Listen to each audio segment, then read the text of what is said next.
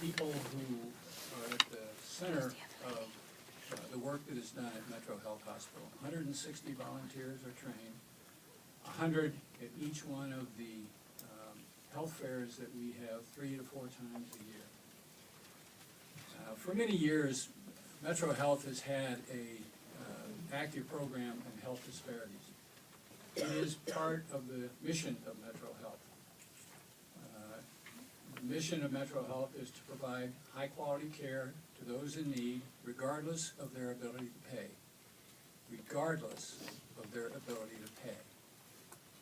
Access is at the center of what we try to do. But there are plenty of people who don't know that they have access to care at Metro Health. And that is something we're working on trying to improve.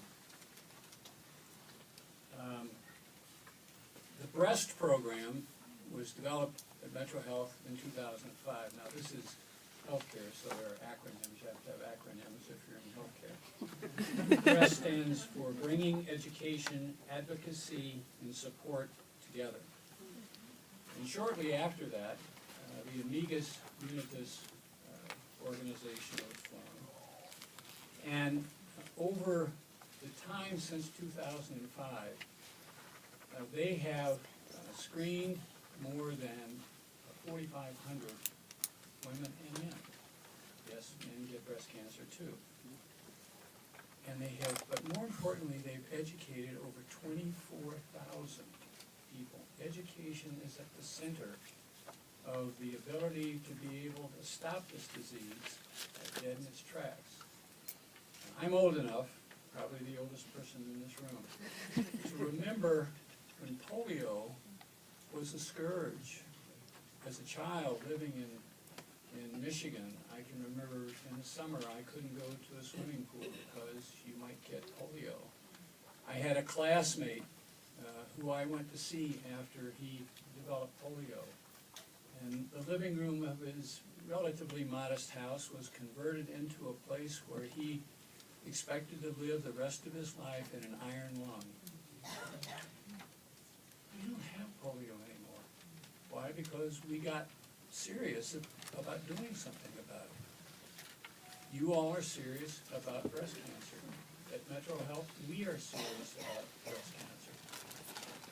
The important numbers are not the 4,500 people who have been screened or the 24,000 people that have been educated. It's the 19 women who were screened, evaluated, diagnosed with early stage cancer, and are still surviving. That's success. That's a common objective.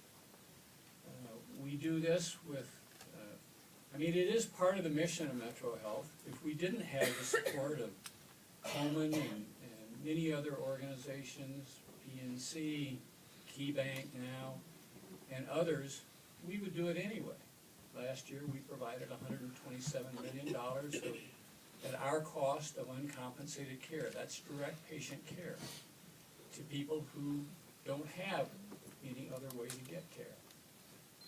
But organizing, getting focused, getting organized and having people work together to try to defeat this disease is the only way it's going to be beaten.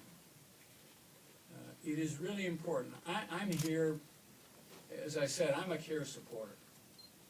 Actually, I have to mention another care supporter in a sort of an indirect way of a colleague of mine. I see Helen Moss in the audience. Her son John serves on our board. The board at Metro Health, none of us are caregivers. We are absolutely in support of the activities that occur in the neighborhoods, in the churches, in the recreation centers, where our Amicus volunteers, where our breast program volunteers are working with people all the time. They are making a difference. They're making a difference because you are supporting them. And we have to stay after this. We have to stay after this until it is defeated, just like polio, and we can do it. Thank you.